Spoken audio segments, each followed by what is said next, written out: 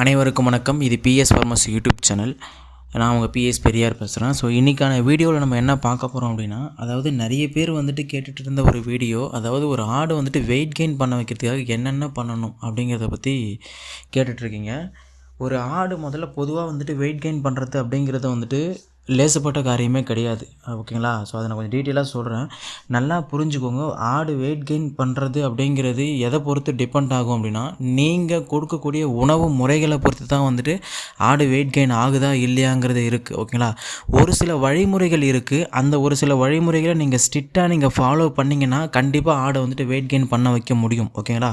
அதுக்கு மிகவும் பார்த்திங்கன்னா அடிப்படையான ஒன்று என்னவாக இருக்கும் அப்படின்னா, உணவு முறைகள் மற்றும் பார்த்திங்க அப்படின்னா சுற்றுச்சூழல் அமைப்புகள். ஓகேங்களா? இதுதான் ரொம்ப ஒரு முக்கியமான விஷயங்கள். ஓகேங்களா? அப்படி என்ன உணவு முறைகள் அப்படின்னு நீங்கள் பார்க்கும்போது, ஒரு ஆடு வளர்ப்பு பிஸ்னஸில் ஒரு ஆடை பொதுவாக வெயிட் கெயின் பண்ணுறது அப்படிங்கிறது ரொம்ப ஒரு கஷ்டமான விஷயங்கள். ஆனால் அதை நீங்கள் கொடுக்கக்கூடிய உணவு முறைகளில் எப்படி நீங்கள் கொண்டுட்டு வரணும் அப்படின்னா, இப்போ ஃபார் எக்ஸாம்பிள் ஒரு நாளைக்கு நீங்கள் பார்த்தீங்கன்னா இவ்வளோ கிலோ அளவு தீவனங்களை நீங்கள் கம்பல்சரி ஒரு ஆட்டுக்கு நீங்கள் கொடுத்து இருக்கணும் அப்படிங்கிறது பார்த்தீங்கன்னா பார்த்திங்கன்னா அதை நீங்கள் தவிர்க்க முடியாமல் நீங்கள் இந்த இவ்வளோ கிலோ உணவுகளை நீங்கள் கொடுக்கணும் அப்படிங்கிறத நீங்கள் கண்டினியூஸாக நீங்கள் இதை ஃபாலோ பண்ணணும். இதுதான் பார்த்திங்கன்னா ஒழுங்கான நெறிமுறைகள் அப்படின்னு சொல்கிறது. ஓகேங்களா? இப்போது என்னென்ன உணவு முறைகளை நீங்கள் ஃபாலோ பண்ணணும் அப்படின்னு கேட்டிங்க அப்படின்னா, ஒரு ஆடுகளுக்கு கம்பல்சரி பார்த்திங்க அப்படின்னா, அதாவது ஒரு கிலோ ஆடு நீங்கள் வெயிட் கெயின் ஒரு கிலோ உங்களுக்கு இன்க்ரீஸ் பண்ணணும் அப்படின்னா 5 கிலோ அளவு தீவனங்களை நீங்கள் ஆடுகளுக்கு கொடுக்கணும். ஓகேங்களா? ஃபார் எக்ஸாம்பிள் புரியுதாங்களா என்ன சொல்கிறேன்னா, இப்போது ஒரு எக்ஸாம்பிளுக்கு ஒரு கிலோ ஆடை வெயிட் கெயின் பண்ண வைக்கணும் அப்படின்னா, குறைஞ்சபட்சம் நீங்கள் ரெகுலராக 5 கிலோ அளவுக்கு நீங்கள் தீவனங்களை கொடுக்கணும். அதாவது ஒரு நாளைக்கு சொல்கிறேன் 5 கிலோ அளவுக்கு தீவனங்களை கொடுத்துருக்கணும். இப்போது 5 கிலோ அளவுக்கு என்னென்ன தீவனங்களை கொடுக்கணும் அப்படிங்கிறது, 5 கிலோ அளவுக்கு வெறும் தீவனம் மட்டுமே கொடுக்கணுமா அப்படின்னு கேட்டால் அப்படிலாம் கிடையாது. ஓகேங்களா? ஒரு நாளைக்கு அந்த 5 கிலோ கொடுக்கணுங்கிறது மேண்டேட்டரி. அந்த 5 கிலோ நம்ம எப்படி வகைப்படுத்தி கொடுக்கணுங்கிறது தான் இருக்குது மேட்ரு. ஓகேங்களா? ஃபார் எக்ஸாம்பிள் 5 கிலோவில் 3 கிலோ அளவுக்கு பசுந்தீவனம், அதாவது 80% பார்த்தீங்கன்னா பசுந்தீவனமே இருக்கணும். 20% பார்த்தீங்கன்னா தீவன முறைகள் இருக்கணும். ஓகேங்களா? நீங்கள் ஷெட்யூல் பண்ணுறது தான். இப்போ இது ஃபிக்ஸடாக இவ்வளோ தான் கொடுக்கணும் அப்படின்றதெல்லாம் கிடையாது. மேட்ரு என்ன அப்படின்னா, இருக்கக்கூடிய அந்த 5 கிலோ இருக்கக்கூடிய அந்த 100%ல் அதிகபட்சம் அளவு பசுந்தீவனமாக இருக்கணும். அதை விட குறைந்த அளவு பார்த்திங்க அப்படின்னா கலப்பு தீவனமாக இருக்கும். அதை விட குறைந்த அளவு உலர் தீவனமாக இருக்கணும். ஸோ இந்த மாதிரி நீங்கள் ஒரு ஸ்கெடியூல் பண்ணி வச்சுக்கணும். அப்படி வச்சுக்கிட்டு அதை நீங்கள் உங்கள்கிட்ட இருக்கக்கூடிய எந்த தீவனங்கள் உங்கள்கிட்ட இருக்கோ, ஃபார் எக்ஸாம்பிள் நம்மக்கிட்ட பசுந்தீவனமும் பார்த்திங்கன்னா ஒரு கோ4 தான் இருக்குது, இல்லை பார்த்திங்கன்னா சூப்பர் நேப்பியர் தான் இருக்குது. ஸோ அதை அதுக்கு தகுந்த, இல்லை சவுண்டில் தான் இருக்குது, அதுக்கு தகுந்த மாதிரி பார்த்திங்கன்னா நம்ம அதை டிவைட் பண்ணி நம்ம கொடுத்துக்கணும். ஸோ மேட்ரு என்ன அப்படின்னா, கலப்பு தீவனம், இந்த கலப்பு தீவனம் ப்ளஸ் பார்த்திங்கன்னா பசுந்தீவனம் ப்ளஸ் பார்த்திங்கன்னா அந்த உலர் தீவனம். ஓகேங்களா? இது இல்லாமல் பார்த்திங்கன்னா சில லிக்யூட் ஐட்டம்ஸும் நம்ம கொடுக்குற மாதிரி இருக்கும். அது என்ன அப்படின்னா, ஃபார் எக்ஸாம்பிள் இந்த லிவர் டானிக்கு இந்த மாதிரி கொடுக்குற மாதிரி இருக்கும். இந்த 4 முறைகளை நீங்கள் கம்பல்சரி ரொட்டீனாக ஃபாலோ பண்ணணும். ஓகேங்களா? இல்லை நான் வெறும் பசுந்தீவனம் இதில் 4மே இல்லாமல் ஏதாச்சும் ஒன்று மட்டும் நீங்கள் கண்டினியூஸாக ஃபாலோ பண்ணாலும் வெயிட் கெயின் ஆகாது. இல்லை ஒன்று நீங்கள் விட்டுட்டு மீதி 3 ஃபாலோ பண்ணாலும் வெயிட் கெயின் ஆகாது. இல்லை நீங்கள் எது பண்ணாலுமே வெயிட் கெயின் ஆகாது. ஓகேங்களா? 4மே கம்பல்சரி இருக்கணும். ஃபார் எக்ஸாம்பிள் ஒரு ஆடு வளர்க்குறீங்கன்னா பசுந்தீவனமும் இருக்கணும், உலர் தீவனமும் இருக்கணும், அதே மாதிரி பார்த்தா கலப்பு தீவனமும் இருக்கணும். ஓகேங்களா? அதே மாதிரி இந்த லிக்விடாக இருக்கக்கூடிய மற்ற சப்ளிமெண்ட்டும் இருக்கணும். இது இருந்தால் தான் வெயிட் கெயின் ஆக முடியும். இதில் நீங்கள் ஃபஸ்ட்டு கிளாரிஃபை, இது மைண்டில் ஃபஸ்ட்டு ஏற்றிக்கோங்க. ஓகேங்களா? இதை புரிஞ்சுக்கிட்டீங்களா? இப்போ அடுத்து என்ன பண்ண அப்படின்னா, அதாவது சுற்றுச்சூழல் அமைப்புன்னு சொல்லுவாங்க. அதாவது வளர்க்குறத எப்படி வளர்க்குறது அப்படிங்கிறத பற்றி ஒரு சில விஷயங்கள் இருக்குது. ஓகேங்களா?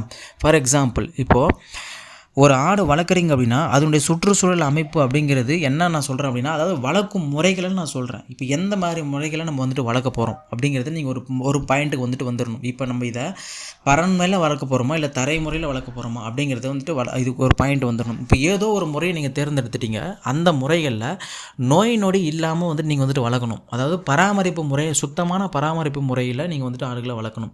ஃபார் எக்ஸாம்பிள் இப்போ நான் சொல்கிறேன், இப்போ நீங்கள் தரை முறையில் வளர்க்குறீங்க அப்படின்னா ஆடுகளை எந்த அளவுக்கு தரையை வந்துட்டு சுத்தமாக நீங்கள் பாதுகாத்துறீங்களோ அந்த அளவுக்கு நோயை வந்துட்டு நீங்கள் தடுக்க முடியும். நோயை எந்த அளவுக்கு நம்ம தடுக்கிறோமோ அந்த அளவுக்கு ஆடுகளை வந்துட்டு நோய்க்கும் வெயிட் கெயினுக்கும் என்ன சம்மந்தம் அப்படின்னு கேட்டிங்கன்னா, இப்போ நல்லா புரிஞ்சுக்கோங்க. இவ்வளோ கஷ்டப்பட்டு நீங்கள் வந்துட்டு இவ்வளோ மெனக்கிட்டு ஒரு 5 கிலோ வெயிட்டை வந்துட்டு நீங்கள் இன்க்ரீஸ் பண்ணிட்டீங்க. அந்த ஏற்றின வெயிட்டை வந்துட்டு பார்த்தீங்கன்னா ஏதோ ஒரு நோயை வந்துட்டு தாக்கிடுச்சு அப்படின்னா அப்படியே உடனே சடனாக வந்துட்டு அந்த 5 கிலோ நீங்கள் ஏற்றினீங்க பார்த்தீங்கன்னா, கஷ்டப்பட்டு மெனக்கிட்டு ஒரு 5 மாதம் மெனக்கிட்டு ஏற்றிருப்பீங்க. அந்த அப்படியே வந்துட்டு அது ஒரு 2 நாளில் அப்படியே வந்துட்டு அது அப்படியே குறைஞ்சிரும். ஓகேங்களா? அதை மறுபடியும் நம்ம ரெக்கவரி பண்ணி கூட்டின்னு வரதுக்கு ரொம்ப ஒரு பெரிய ஒரு மைனஸ் ஆகும். இந்த இடத்துல தான் வந்துட்டு ஆடுகளுடைய அந்த ப்ராஃபிட் அப்படிங்கிறது டவுன் ஆகுறது இந்த இடத்துல தான். ஓகேங்களா? நல்லா புரிஞ்சுக்கோங்க. ஏற்றுறதை எந்த அளவுக்கு கஷ்டப்பட்டு ஏற்றுறீங்களோ அந்த அளவுக்கு பாதுகாக்க தெரியணும். ஓகேங்களா? நீங்கள் திடீர்னு ஏதாச்சும் நோய் வந்துடுச்சு அப்படின்னா அந்த ஏற்றின வெயிட் அப்படியே சடனாக வந்துட்டு குறைஞ்சிரும். அதனால் நோய் எந்த அளவுக்கு வராமல் பாதுகாக்கிறீங்களோ அந்த அளவுக்கு ஆடு வந்துட்டு வெயிட் கெயின் இன்க்ரீஸ் ஆகும். நீங்கள் கட்டுப்பாடோட உணவு கொடுக்குற மாதிரி கட்டுப்பாடோட நோய் இல்லாமல் வந்துட்டு வளர்க்கணும். நோய் இல்லாமல் வளர்க்குறதுக்கு என்ன காரணம்? நோய் இல்லாமல் வளர்க்கணும் அப்படின்னா சுத்தபத்தமாக இருக்கணும் ஆடுகளுக்கு. அதனால் வந்துட்டு சுத்தபத்தமாக இருக்கிறதுக்கு மாதிரியான ஒரு அமைப்பு முறையை நீங்கள் வந்துட்டு சூஸ் பண்ணிக்கணும். இதுதான் வந்துட்டு ஒரு புத்திசாலித்தனம். அதேமாரி 3 மாதம் அதேமாரி வருஷத்துக்கு ஒரு வாட்டி இல்லை 6 மாதத்துக்கு ஒரு வாட்டி கம்பல்சரி வந்து பார்த்திங்கன்னா வேக்சின் நீங்கள் வந்துட்டு போடணும். என்னால் சுத்தமாக பாதுகாத்துக்க முடியும் அப்படின்னா நீங்கள் வேக்சினே தேவையில்லை. நீங்கள் நார்மலாகவே வளர்க்கலாம். ஓகேங்களா? நீங்கள் என்னால் சுத்தபத்தமாக எப்படி இருந்தாலும் எனக்கு பயமாக இருக்குது அப்படின்னு சொல்லிட்டு நீங்கள் இருந்தீங்க அப்படின்னா கண்டிப்பாக ஒரு வேக்சின் வந்துட்டு நீங்கள் போட்டுக்கோங்க. அதாவது போடக்கூடிய டைமிங்கில் வேக்சினை போடுங்க. ஓகேங்களா? ஃபார் எக்ஸாம்பிள் இப்போது கிராமங்கள்லேயே வந்துட்டு பார்த்திங்கன்னா ஒரு 6 மாதத்துக்கு ஒரு வாட்டியோ 3 மாதத்துக்கு ஒரு வாட்டியோ கோமாரி தடுப்பூசி அப்படி இப்படின்னு சொல்லிட்டு ஒரு சில வேக்சின்களை வந்துட்டு போடுவாங்க.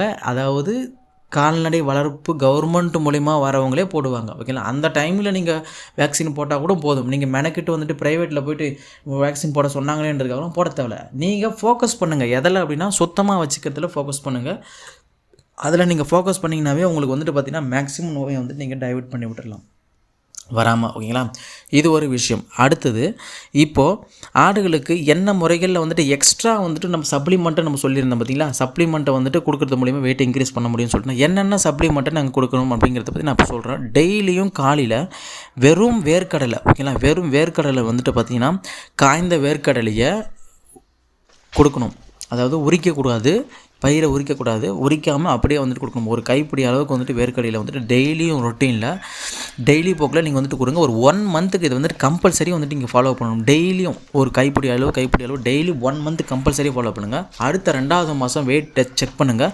கண்டிப்பாக வந்துட்டு அந்த ஆடு வந்துட்டு வெயிட் கெயின் ஆகலை அப்படின்னா என்னை வந்துட்டு சட்டை பிடிச்சி நீங்கள் கேளுங்க ஏன் வெயிட் கெயின் ஆகலைன்னு. நான் சொல்கிறத டிட்டோவை ஃபாலோ பண்ணணுங்க. ஃபாலோ பண்ணுறதுல தான் இருக்குது மேட்ரு. ஓகேங்களா? சொல்கிறத அப்படியே ஃபாலோ பண்ணணும். டெய்லியும் கைப்பிடி அளவு வந்துட்டு வேர்க்கடையில் காலையில் வந்துட்டு எல்லா ஆட்டுக்குமே கொடுங்க. 2வது தண்ணி வைக்கிறீங்க பார்த்தீங்களா? தண்ணி வைக்கிறதுல வந்துட்டு பார்த்தீங்கன்னா இப்போ மத்தியானம் தண்ணி வைப்பீங்க, நான் ஈவினிங் தண்ணி வைப்பீங்க, பச்சை தண்ணி வைப்பீங்க. பச்சை தண்ணி வைக்கிறதுக்கு ரீப்ளேஸ்மெண்ட்டாக புண்ணாக்கு தண்ணியை வைக்கணும். அது என்ன புண்ணாக்காக இருக்கணும் பார்த்தீங்கன்னா வேர்க்கடலை புண்ணாக்காக இருக்கணும், இல்லை அப்படின்னா தேங்காய் புண்ணாக்காக இருக்கணும். எள்ளு புண்ணாக்கு தேவையில்லை. இந்த 2 புண்ணாக்கு வந்துட்டு ஏன்னா எள்ளு புண்ணாக்கு வந்துட்டு தேவையில்லைன்றதுக்காக வேணான்னு கிடையாது, அது வந்துட்டு ரேட் அதிகமாக இருக்குன்றதுக்காக நம்மளுக்கு தேவையில்லை. ஓகேங்களா? இந்த தேங்காய் புண்ணாக்கு இல்லை ஏதோ ஒரு புண்ணாக்கு 2மே தேவையில்லை, ஏதோ ஒன்று தான். இல்லை அதை ஊற வச்சு அந்த தண்ணிக்கு இதை ரீப்ளேஸ்மெண்ட் பண்ணுங்கள். தண்ணிக்கு அந்த தண்ணியை மட்டும்தான் கொடுக்கணும். இல்லை ஒருவேளை அந்த தண்ணி கொடுங்க. நைட்டில் வந்துட்டு பார்த்திங்கன்னா பச்சை தண்ணி கொடுத்துருங்க, நார்மல் பச்சை தண்ணியை. ஓகேங்களா? இது ஒரு விஷயம். ஓகேங்களா? அடுத்தது சப்ளிமெண்ட்டுக்கு வந்துட்டு லிவர் டானிக் வந்துட்டு ஒன்று வாங்கணும் நீங்கள். அதாவது நம்ம விர்பாகோடைய லிவர் டானிக் வந்துட்டு நீங்கள் வாங்கி கொடுங்க. அது நம்ம அதை பற்றி நிறைய வீடியோஸ் நம்ம போட்டிருக்கோம், நீங்கள் போய்ட்டு செக் பண்ணிங்கன்னா தெரியும். விர்பாகோடைய லிவர் டானிக் வந்துட்டு வாங்கி கொடுங்க சப்ளிமெண்ட்டாக. இது இப்போ நான் சொல்கிறது எல்லாமே டிட்டோவாக 1 மந்த்துக்கு நீங்கள் கம்பல்சரி ஃபாலோ பண்ணுங்கள். அடுத்த மாதத்துக்கு வந்துட்டு ரிசல்ட் எக்ஸ்பெக்ட் எப்படி இருக்குன்றத டெஸ்ட் பண்ணணும். ஃபஸ்ட்டு 1 மாதம் நீங்கள் பண்ணுறது முடியாது. அந்த ஆடு எவ்வளோ எடை இருக்குது அப்படின்னு சொல்லிட்டு வெயிட் செக் பண்ணிவிட்டு ஒரு நோட்டில் எழுதி வச்சுக்கணும். ஓகேங்களா? அடுத்தது 3 மாதத்துக்கு ஒரு வாட்டி கம்பல்சரி வந்துட்டு பார்த்தீங்கன்னா குடற்புழு நீக்கிறதுக்கு வந்துட்டு நீங்கள் கம்பல்சரி பண்ணிக்கணும். டிவார்மிங் கம்பல்சரி பண்ணியிருக்கணும். அல்பெண்டாசோல் ஓரல் சொல்யூஷன் வந்துட்டு கம்பல்சரி 3 மாதத்துக்கு ஒரு வாட்டி நீங்கள் பண்ணணும். நான் சொல்கிறது எல்லாமே இப்போ 3 மாதம் நீங்கள் வந்துட்டு ரிஸ்க் எடுத்து எல்லாமே கொடுத்துருப்பீங்க, ஆனால் டிவார்மிங் பண்ணாமல் இருப்பீங்க. ஓகேங்களா? அப்போது டிவார்மிங் கம்பல்சரி பண்ணணும். ஒன்ஸ் நீங்கள் இந்த ஸ்கெடியூலில் ஸ்டார்ட் பண்ணுறதுக்கு முன்னாடி டிவார்மிங் பண்ணிவிட்டு அதுக்கப்புறம் நீங்கள் ஸ்டார்ட் பண்ணுங்கள். கண்டிப்பாக உங்களுக்கு வந்துட்டு ஆடு அப்படிங்கிறது வெயிட் கெயின் இன்க்ரீஸ் ஆகும். ஓகேங்களா? இப்போ நான் சொல்கிறது பக்காவாக நீங்கள் ரொட்டீனாக ஃபாலோ பண்ணுங்கள். 3 மாதத்துக்கு ஒரு வாட்டி டிவார்மிங் பண்ணுங்கள். அந்த 3 மாதம் கேப்பில் வந்துட்டு பார்த்திங்க அப்படின்னா 3 மாதம் முடியலனாலும் 6 மாதத்துக்கு ஒரு வாட்டியாச்சும் கம்பல்சரி பண்ணி ஆகும். ஓகேங்களா? அதேமாதிரி ஒரு ஸ்கெடியூல் ஒரு 1 இயருக்கு நீங்கள் டார்கெட் வச்சு வளர்க்குறீங்க அப்படின்னா அந்த 1 இயரை நீங்கள் இந்த மாதிரி 3 அது ஒரு 4 ஸ்கெடியூலாக நீங்கள் வந்துட்டு பிரிச்சுக்கோங்க. 3 மாதமாக பிரிச்சுக்கோங்க. 3 மாதத்துக்கு 6 மாதத்துக்கு ஒரு 6 மாதத்துக்கு ஒரு வாட்டி வந்துட்டு டிவார்மிங் பண்ணிவிடுங்க. 3 மாதத்துக்கு ஒரு வாட்டி இந்த மாதிரி நான் சொல்கிற மாதிரி ரொட்டீனில் நீங்கள் ஃபாலோ பண்ணி ஃபுட்டை வந்துட்டு ஆடுகளுக்கு கொடுங்க. கண்டிப்பாக அந்த ஆடு வந்துட்டு பார்த்திங்கன்னா போடுறதுக்கு, அதாவது நீங்கள் இதை பண்ணுறதுக்கு முன்னாடி வந்துட்டு டிவார்மிங் பண்ணிவிட்டு தான் ஸ்டார்ட் பண்ணணும். ஓகேங்களா? அதே மாதிரி இதை முன்னாடி வந்துட்டு பார்த்திங்கன்னா வெயிட் வந்துட்டு செக் பண்ணிவிட்டு தான் நீங்கள் வந்துட்டு யூஸ் பண்ணணும். ஓகேங்களா? இதை வந்துட்டு ப்ரொசீட் பண்ணணும். ஸோ இதை புரிஞ்சுக்கோங்க. இப்போ நான் சொல்கிறது எல்லாமே கரெக்டாக நீங்கள் ஃபாலோ பண்ணிவிட்டு, அதேமாரி நீங்கள் வந்துட்டு ஆல்ரெடி நான் டிவார்மிங் பண்ணியிருக்கேன், இல்லை ஒரு வேளை எனக்கு வந்துட்டு வெயிட்டே ஏற மாட்டேங்குது அப்பயும் அப்படின்னு நினச்சிங்க அப்படின்னா கீழே வந்துட்டு கமெண்ட்டில் சொல்லுங்கள். அதுக்கு என்ன பண்ணணும் அப்படிங்கிறத நான் வந்து சொல்கிறேன். ஓகேங்களா? ஒரு வேளை வந்துட்டு பார்த்தீங்கன்னா எனக்கு நானும் வந்துட்டு ஆடு வளர்த்துட்டு எனக்கும் வந்துட்டு பார்த்தீங்கன்னா லாஸ் ஆயிடுச்சு அப்படின்னா எதனால் லாஸ் ஆச்சு, ஏன் லாஸ் ஆச்சுன்னு சொல்லிட்டு கீழே கமெண்ட்டில் சொல்லுங்கள். அது மற்றவங்களுக்கு வந்துட்டு யூஸ் ஆகும். ஓகேங்களா? ஸோ புரிஞ்சிருக்கும்னு நினைக்கிறேன். ஸோ இதான் நான் சொல்ல வந்த விஷயம். இதில் வேறு ஏதாச்சும் டவுட் இருந்துச்சுன்னா கீழே கமெண்ட்டில் சொல்லுங்கள். So thank you so much. Have a great day. Bye bye. See you the next video. Thank you.